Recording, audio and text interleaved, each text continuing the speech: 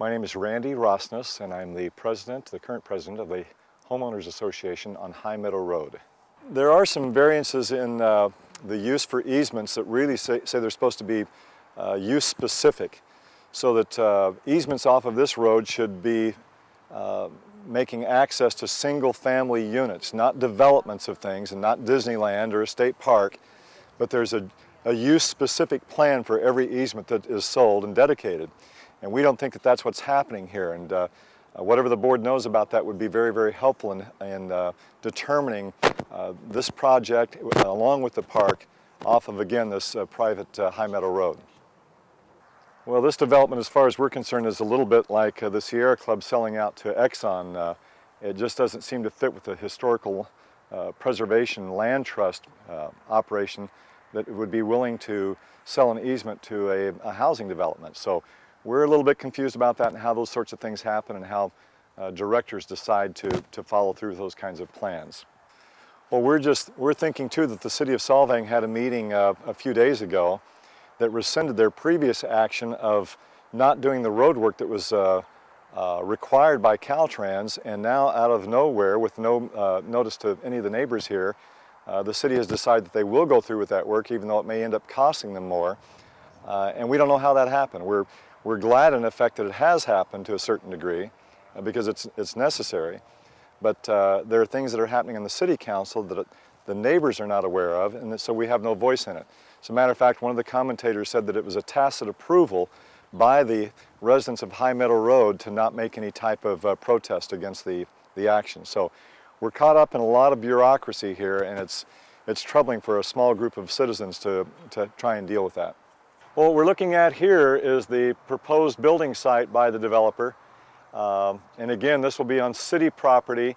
And you can see the tree that's here in back of me, the water line came up to that tree and probably a little bit beyond. But we're standing in an area where there was water that came in from El Nino.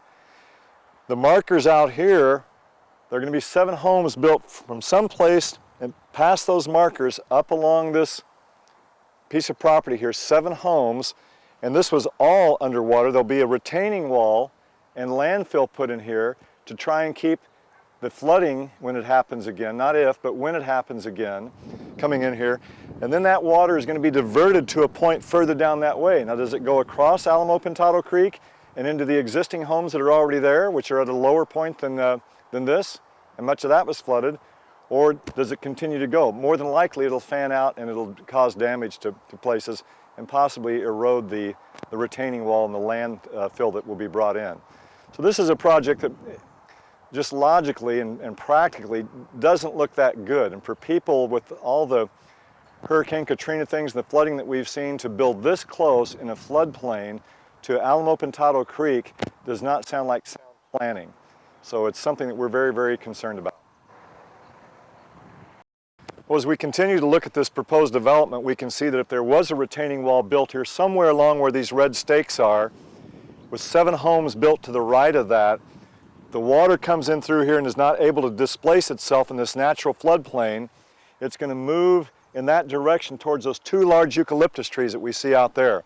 There's a home at the base of those 2 eucalyptus trees. If that water moves out there and you have hundreds of thousands of gallons of water from the creek in a flood that will move someplace, it's going to be all directed in that direction. So those homeowners over there should have some primary concerns. It's my understanding that the developer of this project has sold his home, which is located in that same very low neighborhood there, and moved to higher ground. So there are a lot of things happening here that just don't look right for us in the overall development of this plan for tract houses here. We're down at Alamo Pintado Creek now, just off to the west of the development, and you can see there's quite a bit of water running through here right now. It's a beautiful creek area. Our contention is that this project, being a city project, should have access from a city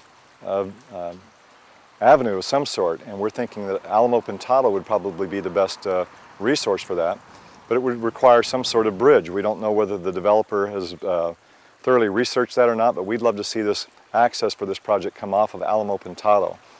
And if it's going to be built at all, and that isn't even without considering the flood issue.